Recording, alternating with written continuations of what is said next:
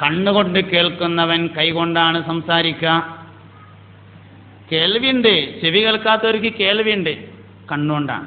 അപ്പം കണ്ണുകൊണ്ട് ഇങ്ങനെ കേൾക്കുന്നു, അപ്പം കൈകൊണ്ട് ഇങ്ങനെ ആംഗ്യ ഭാഷയിൽ അവൻ സംസാരിക്കുന്നു, അവനും സംസാരം. ചെവി കൊണ്ട് ജനിക്കുമ്പോൾ ലാ ഇലാഹ ഇല്ലല്ലാഹ് എന്ന് കേൾക്കുന്നു, നാവ് കൊണ്ട് വായ കൊണ്ട് മരിക്കുമ്പോൾ ലാ ഇലാഹ ഇല്ലല്ലാഹ് എന്ന് പറയുന്നു. മൻ കാന ആഖിറു കലാമിഹി ഖൗലു ലാ ഇലാഹ ഇല്ലല്ലാഹ് ദഖലൽ ജന്ന ഹബീബുനാ റസൂലുള്ളാഹി. ഒരാളുടെ അവസാനത്തെ വാചകം ലാ ഇലാഹ ഇല്ലല്ലാഹ് എന്നായാൽ അവൻ സ്വർഗത്തിൽ കടന്നു. ആരുടെ അവസാനത്തെ വാചകമാണ് ലാ ഇലാഹ ഇല്ലല്ലാഹ് എന്നാവുക? ആദ്യത്തെ വാചകം ലാ ഇലാഹ ഇല്ലല്ലാഹ് എന്നായവൻ്റേത്. ആദ്യം അള്ളാഹുവിനെ കുറിച്ച് കേട്ടവൻ അവസാനം അള്ളാഹുവിനെ കുറിച്ച് പറയും. കേട്ടത് പറയുന്നു. അപ്പൊ ഒരു കുട്ടി കെലിമല്ലാതെ മരിച്ചു എന്ന് പറഞ്ഞാൽ എന്താ? ഒരു കുട്ടിയല്ല, വലിയ ആളും. നമ്മളിപ്പോൾ ഒരുപാട് ആൾക്കാർ മരിച്ച് കാണുന്നുണ്ടല്ലോ. ഞാനിപ്പോൾ എൻ്റെ ഈ പ്രായത്തിനിടയിൽ കുറേ ആൾക്കാർ മരിച്ച് കണ്ടാണ് മരിക്കുന്നത്. നിങ്ങളൊക്കെ ഒരുപാട് ആൾക്കാർ മരിക്കണത് കണ്ടിട്ടുണ്ടാവും. നമ്മളൊക്കെ മനസ്സിൽ കൈവച്ചിട്ട് ഹൃദയത്തിലേക്ക് നോക്കിയിട്ട് ഒന്ന് ചോദിക്കുക, എത്ര ആൾ കെലിമ ചൊല്ലി മരിക്കുന്നത് നമ്മൾ കണ്ടു? എൻ്റെ കാര്യം പറയാം, അതിൻ്റെ ഉത്തരം പറയാൻ പ്രയാസം. നിങ്ങളൊക്കെ അങ്ങനെ തന്നെ ഇക്കാരെന്നാണ് ഞാൻ വിചാരിക്കുന്നത്. അതിൻ്റെ ഉത്തരം പറയാൻ പ്രയാസമാണ്. എത്ര ആള് മരിക്കുമ്പോൾ ലാ ഇലാഹ ഇല്ലല്ലാഹ് ചൊല്ലി എന്നതിൻ്റെ ഉത്തരം പറയാൻ പ്രയാസം. പള്ളിക്കൊക്കെ ഇഷ്ടം പോലെ ആളുണ്ട്. റമദാനൊക്കെ ഉണ്ടായാൽ പള്ളിക്ക് സ്ഥലം തികയില്ല. നോലുമ്പൊരുക്കുന്ന ആൾക്കാർ കൂടുതലാണ്, നിസ്കരിക്കണവർ കൂടുതലാണ്, ഹജ്ജിന് പോണവർ കൂടുതലാണ്, ഉംറക്ക് പോണ ആണുങ്ങളും പെണ്ണുങ്ങളും കൂടുതലാണ്. എല്ലാവരും ഉംറക്ക് പോവുകയാണ്. കെലിമ ചൊല്ലി മരിക്കുന്ന എത്ര പേരുണ്ട്? മരിക്കുമ്പോൾ കെലിമ ചൊല്ലുക എന്നതല്ല, മരണത്തിനു മുമ്പ് അവസാനമായി പറയുന്നത് കലിമ ആയിരിക്കുക എന്നതാണ്. ഒരാളിങ്ങനെയാണ് മരിക്കുമ്പോൾ ലാ ഇലാഹ ഇല്ലല്ലാഹ് എന്ന് ചെല്ലണം എന്നില്ല. അവൻ അവസാനമായി പറഞ്ഞത് ലാ ഇലാഹ ഇല്ലല്ലാഹ് എന്നായിരിക്കണം. മൻ കാന ആഖിറു കലാമിഹി, ഒരാളുടെ സംസാരത്തിൽ നിന്ന് അവസാനത്തേതായാൽ ഖൗലു ലാ ഇലാഹ ഇല്ലല്ലാഹ്, ലാ ഇലാഹ ഇല്ലല്ലാഹ് എന്ന വാക്കായാൽ ദഖലൽ ജന്ന, അവൻ സ്വർഗത്തിൽ കടന്നു. ഒരാളുടെ വാചകത്തിലെ അവസാനം ആയാൽ എന്ന് പറയുന്നതും ആക്കിയാൽ എന്ന് പറയുന്നതും തമ്മിൽ വ്യത്യാസമുണ്ട്. അത് ചിന്തിക്കണം, നല്ലോണം ആലോചിക്കണം കേട്ടോ. മൻ കാന ആഖിറു കലാമിഹി, ഒരാളുടെ അവസാനത്തെ വാചകം ആയാൽ, കാന നാഖിസായിട്ടും താമായിട്ടും വരും.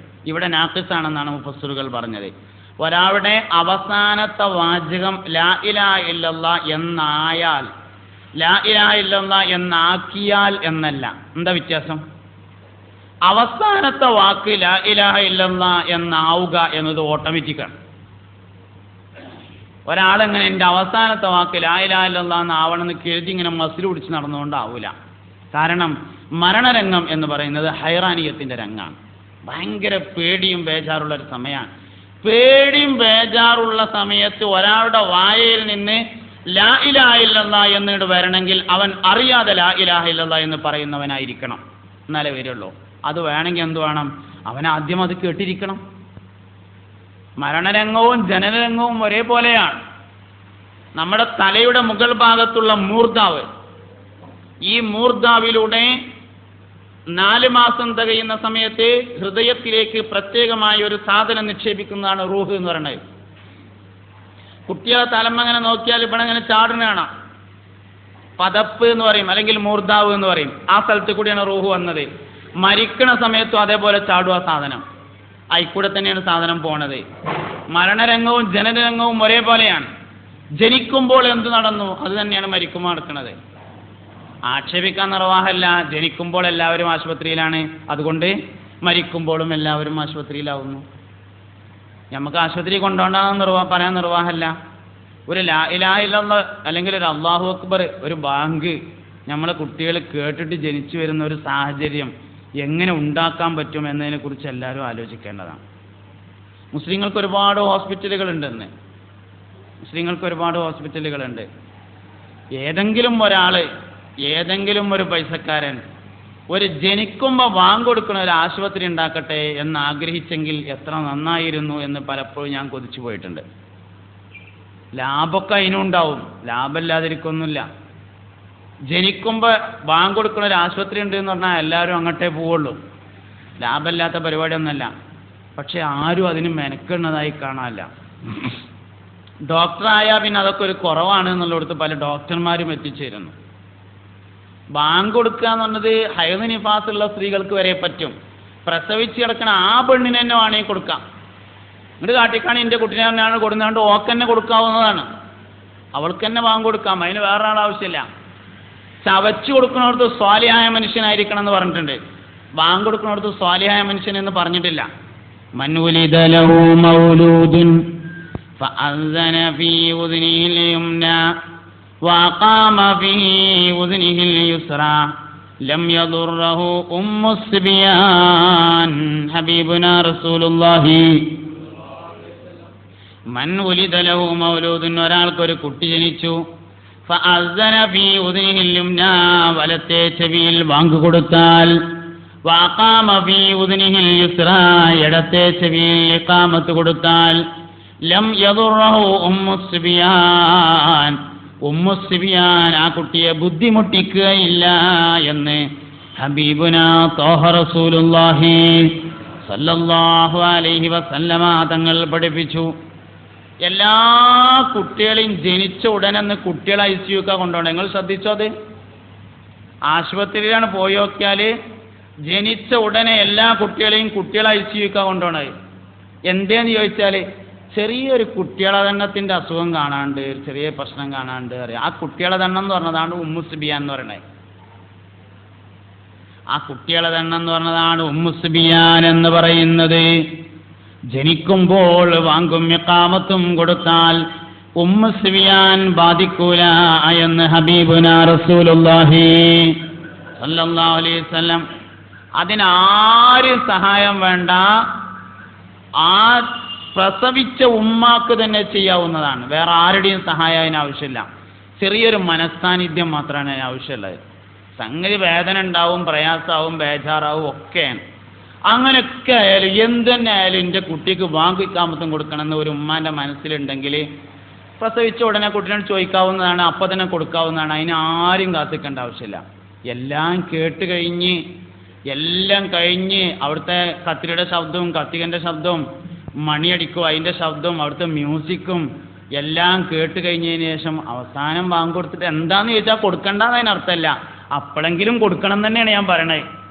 ഒക്കെ കഴിഞ്ഞിട്ട് അവസാനം പുറത്തേക്ക് വരുമ്പോഴേ നമ്മൾ കൊടുക്കാൻ പറ്റുകയുള്ളൂ വെച്ചാൽ അപ്പോഴെങ്കിലും കൊടുക്കണം, കൊടുക്കണ്ടെന്ന് ഞാൻ പറയണില്ല. പക്ഷേ കൊടുക്കേണ്ടിയിരുന്നത് പ്രസവിക്കപ്പെട്ട ഉടനെയാണ്.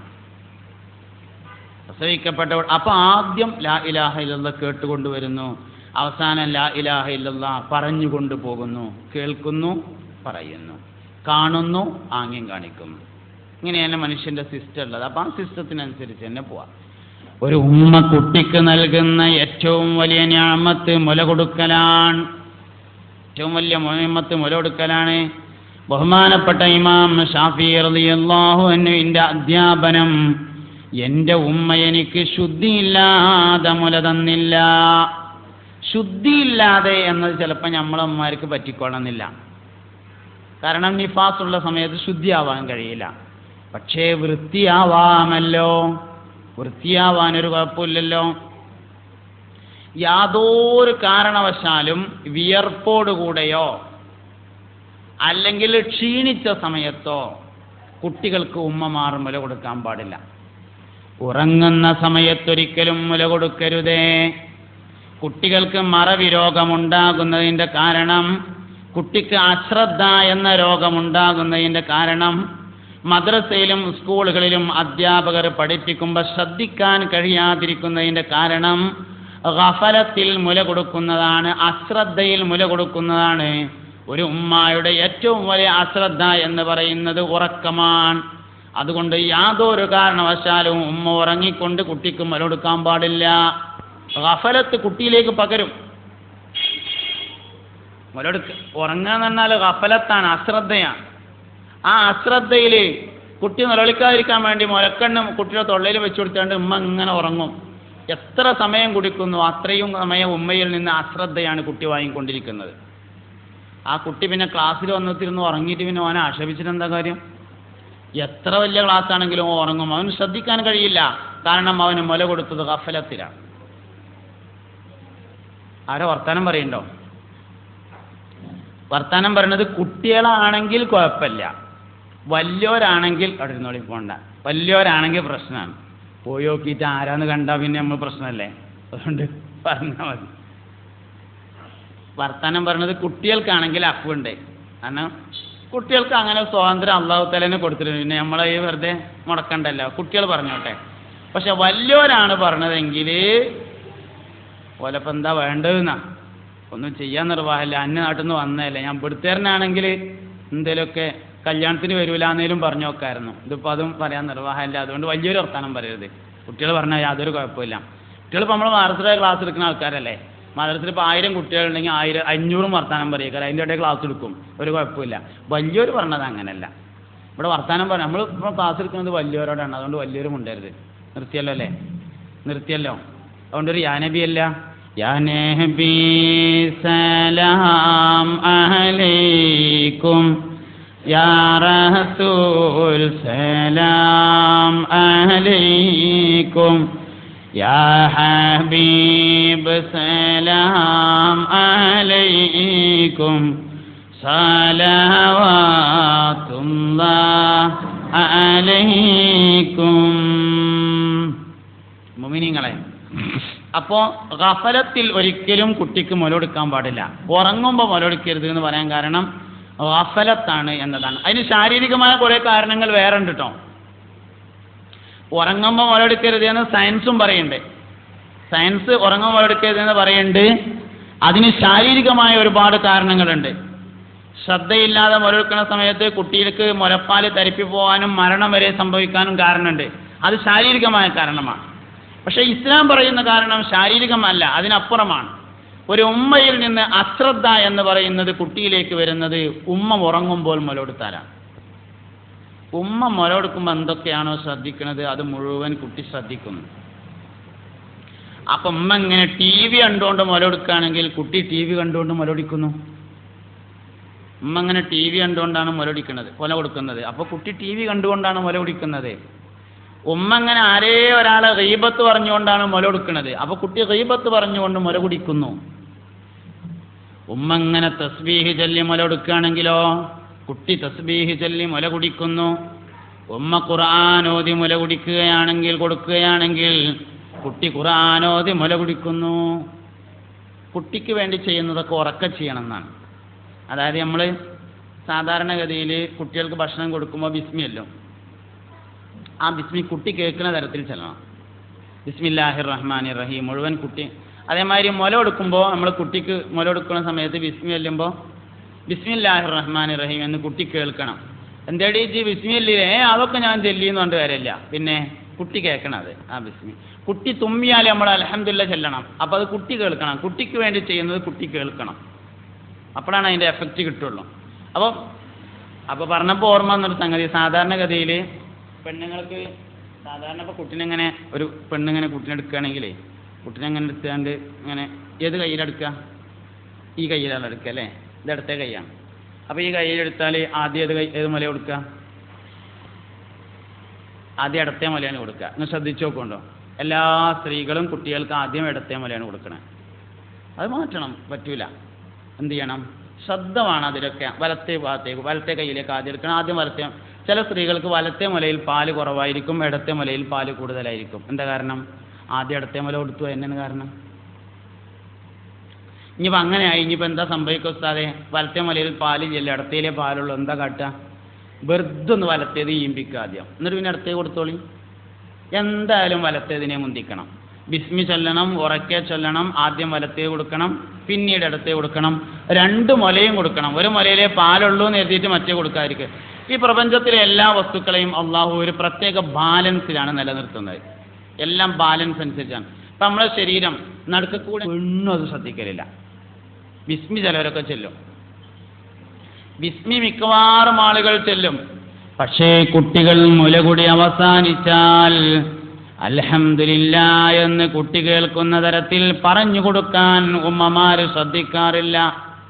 ഉമ്മ ശ്രദ്ധിച്ചില്ലെങ്കിലും അള്ളാഹു കുട്ടികൾക്ക് വലിയ സംരക്ഷണം ഏർപ്പെടുത്തിയതിനാൽ കുട്ടി മനസ്സിൽ അൽഹംദുലില്ലാ എന്ന് പറഞ്ഞുകൊണ്ടിരിക്കുന്നു എന്നാണ്. അതായത് ഈ പ്രപഞ്ചത്തിൽ ഏറ്റവും ഉപകാരമുള്ള ഭക്ഷണ സാധനം എന്ന് പറയുന്നത് മുലപ്പാലാണ്. ദുനിയാവിൽ ഏറ്റവും ഉപകാരമുള്ള ഭക്ഷണം മുലപ്പാലാണ്. ഒരു 75-80 വയസ്സായ രണ്ടാൾക്കാർ ഓരിങ്ങനെ അസറസ്കാരൊക്കെ കഴിഞ്ഞിട്ട് വൈകുന്നേരം പീടിയൊക്കെ ചായ കുടിക്കാൻ വേണ്ടി ഇറങ്ങി. അങ്ങനെ ആ പീടിയൻ്റെ പുറത്തന്നെ ഇട്ടുന്ന ബെഞ്ചുമേ ഇരുന്നാണ്ട് കാൽച്ചായൊക്കെ കുടിച്ചിട്ട് ഇങ്ങനെ ഇരുന്ന് ഓലിങ്ങനെ രാഷ്ട്രീയം പറഞ്ഞ് അങ്ങനെ തമ്മ് തെറ്റി. രാഷ്ട്രീയം പറഞ്ഞ് അവസാനം തമ്മ് തെറ്റി അതിങ്ങനെ ഊക്കൂടി. അങ്ങനെ അവസാനം അടിയുടെ അവിടേക്ക് എത്തിയാൽ ഒരു വയസ്സം പുറത്തേക്കൊണ്ട് ഇറങ്ങിയിട്ട് മറ്റവനോട് പറയും, എടാ ഉമ്മാൻ്റെ ആൺകുട്ടിയാണെങ്കിൽ പീടിയിൽ നിന്ന് പുറത്തേക്കൊണ്ട് ഇറങ്ങുക, ഉമ്മാൻ്റെ മുല പിടിച്ച ആൺകുട്ടിയാണെങ്കിൽ പീടിയിൽ നിന്ന് പുറത്തേക്കൊണ്ട് ഇറങ്ങുമെന്ന് അറിയും ഒരു വയസ്സം മറ്റേ ആളോട്. അപ്പോൾ നമുക്കിപ്പോൾ അത് ശരിയോ തെറ്റോ എന്നുള്ളതല്ല, നമ്മളെ കണക്ക് എവിടെ വെച്ചാൽ 80ാമത്തെ വയസ്സിൽ തല്ലൂടാൻ 79ാമത്തെ വയസ്സിൽ ഉമ്മാൻ്റെ മുല കുടിക്കലുണ്ടോ ഇല്ലേ എന്നുള്ളതാണ് നമ്മളെ പ്രശ്നം. ഇയാളിപ്പോൾ മറ്റേ ആളോട് ഉമ്മാൻ്റെ മുല കുടിച്ച ആൺകുട്ടിയാണെങ്കിൽ ഇറങ്ങുക എന്ന് പറഞ്ഞത് എന്ന് കുടിച്ച മുലപ്പാലിൻ്റെ കാര്യമാണ്. 2 വയസ്സ് തികയണേൻ്റെ മുമ്പ് കുടിച്ച മുലപ്പാലിൻ്റെ കാര്യമാണ് ആ പറയണത്. ഉമ്മാൻ്റെ മുല കുടിച്ച ആൺകുട്ടിയാണെങ്കിട്ട് ഇറങ്ങുക എന്ന് പറയുമ്പോൾ പറയണോൻ്റെ അടുത്ത് ഉമ്മാൻ്റെ മുല കുടിച്ച ഗുണമുണ്ട് എന്നുള്ള അതിലുള്ളത്. എന്ന് കുടിച്ച മുലപ്പാലിൻ്റെ ഗുണം 2 വയസ്സ് തികയുന്നതിന് മുമ്പ് കുടിച്ച മുലപ്പാലിൻ്റെ ഗുണം. 2 വയസ്സ് തികയുന്നതിന് മുമ്പ് കുടിച്ച മുലപ്പാലിൻ്റെ ഗുണം 80ാമത്തെ വയസ്സിലേക്കും നീണ്ടു നിൽക്കും എന്നതിന് ഒരേ ഒരു കാരണം മാത്രമേ ഉള്ളൂ. കുട്ടി മുല കുടിക്കുമ്പോൾ കുട്ടിയുടെ കൽബിൽ അൽഹംദുലില്ലാഹ് എന്നല്ലാതെ വേറൊന്നും ഉണ്ടായിരിക്കൂല എന്നുള്ളതാണ്. കുട്ടിയുടെ കൽബിലാകെ അത് മാത്രമേ ഉണ്ടാവുള്ളൂ, വേറെ ഒന്നും ഉണ്ടാവില്ല. അതാണ് അതിൻ്റെ കാരണം. നമ്മൾ എന്തേറെ പ്രധാനപ്പെട്ട സദസ്സിൽ ഭക്ഷണം കഴിക്കാതിരുന്നാലും നാട്ടുകാരെ പറ്റി മുഴുവൻ പറഞ്ഞാലും അള്ളാഹിനെ പറ്റി ഒന്നും പറയില്ല, ഒരു ഹർഫ് പോലും അള്ളാഹുവിനെ കുറിച്ച് പറയില്ല. അതുകൊണ്ട് നമ്മൾ കഴിക്കുന്ന എല്ലാ ഭക്ഷണവും നമുക്ക് ഭദ്രമാണ്. ചിക്കൻ പറ്റൂല, ബീഫ് പറ്റൂല, ചെമ്മീൻ പറ്റൂല, ഇങ്ങനെ മനുഷ്യന്മാർ തിന്നണ ഒരു സാധനം നമുക്ക് പറ്റൂല. പിന്നെ നമുക്ക് പാകം പറ്റണ ഇപ്പം എന്തുള്ളൂ വെച്ചാൽ നാക്കാലികൾ തിന്നണമൊക്കെ പറ്റും, ഇലയും പുല്ലും ഒക്കെ വേണ്ടാന്നല്ല ഞാൻ പറഞ്ഞത്. മനുഷ്യന്മാർക്ക് പറഞ്ഞൊന്നും നമുക്ക് പറ്റൂലല്ലോ. ഇലയൊക്കെയാണ് പറ്റുക, പുല്ല് പിന്നെ അതേമാതിരിയുള്ള സാധനങ്ങളൊക്കെ ഇഷ്ടം പോലെ തിന്നാൻ പറ്റും. ഇതായി നമ്മളെ അവസ്ഥ. എന്തേ കാരണം ഭക്ഷണം കഴിക്കുമ്പോൾ അള്ളാഹിനെ പറ്റിയൊരു ഹർഫും ഇല്ല എന്നുള്ളതിനെ വേറുള്ളവരെ പറ്റിയൊക്കെ പറയും. എന്നാൽ കുട്ടികൾക്ക് യാതൊരു കുഴപ്പമില്ല. എന്തേ കാരണം? അള്ളാഹ് എന്നല്ലാതെ വേറൊന്നും ഒരാലയിക്കൂല. അള്ളാഹുവിനെയാണ് അവർ ഏൽപ്പിച്ചത്. അള്ളാഹുവിനെ ഏൽപ്പിച്ചത് കൊണ്ട് തന്നെ ഒരു കുട്ടി മുല കുടിക്കണമെന്ന് ആഗ്രഹിക്കുമ്പോഴേക്ക് കുട്ടിയുടെ ഉമ്മാൻ്റെ മുലയിലേക്ക് പാലിറങ്ങും. ഒരു കുട്ടി കരയുമ്പോൾ ഉമ്മയുടെ മുലയിലേക്ക് പാലിറങ്ങി വരുന്നില്ല എങ്കിൽ ആ കുട്ടി അപ്പോൾ കരഞ്ഞത് മുല കുടിക്കാനല്ല, 100% ഉറപ്പാണ്. ഇനെന്തിനായിരിക്കും? ഒന്നെങ്കിൽ വയറുവേദന അല്ലെങ്കിൽ ചെവി വേദന. അപ്പോൾ കുട്ടി അസുഖം കാരണമാണോ എന്ന് മനസ്സിലാവാൻ മുലയിലേക്ക് പാലിറങ്ങിയോ ഇല്ലയോ നോക്കിയാൽ മതി. കുട്ടി കരയുന്നു, ശക്തമായി കരയുന്നു, പക്ഷേ മുലയിലേക്ക് പാലിറങ്ങിയിട്ടില്ല. ഉമ്മക്ക് പാലുള്ള ആൾ തന്നെയാണ്, പക്ഷേ മുലയിലേക്ക് പാലിറങ്ങിയിട്ടില്ല. എന്നാൽ ഒരിക്കലും കുട്ടി കരഞ്ഞത് മുലപ്പാലിന് വേണ്ടിയല്ല, മറ്റെന്തോ കാരണത്താലാണ് ആ കുട്ടി കരഞ്ഞിട്ടുള്ളത്. ഒന്നുകിൽ അസുഖം കാരണമായിരിക്കാം, അല്ലെങ്കിൽ അള്ളാഹുവിനെ കുറിച്ച് കേൾക്കാൻ വേണ്ടിയായിരിക്കാം. അള്ളാഹിനെ കുറിച്ച് കേൾക്കാനാണെങ്കിൽ അള്ളാഹിനെ പറ്റി പറഞ്ഞു കൊടുക്കണം. അസുഖം കാരണമാണെങ്കിൽ അവൻ്റെ അസുഖത്തിന് അവനെ ചികിത്സിക്കണം. ഇങ്ങനെയാണ് കുട്ടികളുടെ രോഗം തിരിച്ചറിയുന്നത് തന്നെ. കാരണം കുട്ടികൾ അള്ളാഹുവിനെ തവക്കുൽ ചെയ്തിരിക്കുന്നു എന്നതാണ്. ആദം നബി അലൈഹിസ്സലാം, സയ്യിദുനാ അബുൽ ബശർ ആദം നബി അലൈഹിസ്സലാം സ്വർഗത്തിൽ വെച്ച് വിലക്കപ്പെട്ട കനി പറിക്കാനുണ്ടായ കാരണം മറവിയാണെന്ന് ഖുർആൻ പറഞ്ഞു. എന്നാൽ മറവി രോഗത്തിന് അള്ളാഹു 2 പരിഹാരങ്ങളാണ് ചെയ്തിട്ടുള്ളത്. 2 പരിഹാരം ചെയ്തു. ഒന്ന്, ആദം നബി അലൈഹിസ്സലാം ഇങ്ങനെ ദുആ ചെയ്തു, റബ്ബനാ ളലംനാ അൻഫുസനാ വഇൻ ലം തഗ്ഫിർ ലനാ വതർഹംനാ ലനകൂനന്ന മിനൽ ഖാസിരീൻ. റബ്ബനാ ഞങ്ങളുടെ റബ്ബേ, ലലംനാ ഞങ്ങൾ ആക്രമിച്ചിരിക്കുന്നു, അൻഫുസന ഞങ്ങളുടെ മനസ്സുകളെ, ശരീരങ്ങളെ എന്നും പറയാം, ഖൽബുകളെ എന്നും പറയാം. ഫഇല്ലം തഗ്ഫിർ ലനാ നീ ഞങ്ങൾക്ക് പുറത്തു തന്നില്ലെങ്കിൽ, വതർഹംനാ നീ ഞങ്ങളോട് വാത്സല്യം ചെയ്തിട്ടില്ലെങ്കിൽ, ലനകൂനന്ന മിനൽ ഖാസിരീൻ ഞങ്ങൾ ഏറ്റവും കൂടുതൽ പരാജയപ്പെട്ടവരായി പോകും റബ്ബേ. റബ്ബന ഞങ്ങളുടെ റബ്ബേ, ലലംന ഞങ്ങൾ ആക്രമിച്ചു എന്നുള്ളിടത്ത് ആദം നബി അലൈഹിസ്സലാം എന്തിനാണ് ഞങ്ങൾ എന്ന് പറയാൻ കാരണം? ആദം നബി ഒരാളല്ലേ ഉള്ളൂ എന്ന ചോദ്യത്തിന്റെ ഉത്തരത്തിൽ മുഫസ്സിറുകൾ ത്വബീബുകൾ രേഖപ്പെടുത്തിയത് കാണാം. മക്കളെ കൂടി അതിൽ പങ്കുചേർത്തതാണ്. വാപ്പാന്റെ മറവി മക്കളെ ബാധിക്കുന്നതാണ്. വാപ്പാന്റെ മറവി മക്കളെ ബാധിക്കും. പ്രപഞ്ചത്തിലെ, ദുനിയാവിലെ, ഭൂമിയിൽ മനുഷ്യർക്കിടയിലുണ്ടായ ആദ്യത്തെ അസുഖം അസൂയാണ്. മനുഷ്യകുലത്തിനിടയിലെ ആദ്യത്തെ അസുഖം മറവിയാണ് ആദം നബിക്ക്. ദുനിയാവിൽ വെച്ച് മനുഷ്യർക്കിടയിൽ ആദ്യമായി ഉണ്ടായ അസുഖം മറവി പിന്നെ അസൂയാണ്. ആദം നബിയുടെ 2 മക്കള് ഹബീൽ ഖബീൽ.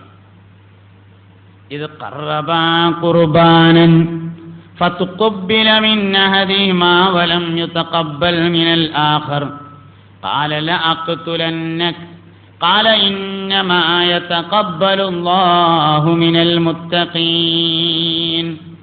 നബിയെ നിങ്ങൾ അവർക്ക് പറഞ്ഞു കൊടുക്കുക. വത്ലു അലൈഹിം നബഅ ബനി ആദമ ആദം നബി അലൈഹിസ്സലാമിന്റെ 2 മക്കളുടെ കഥ പറഞ്ഞു കൊടുക്കുക. സൂറത്ത് ഹൂദിലാണ്.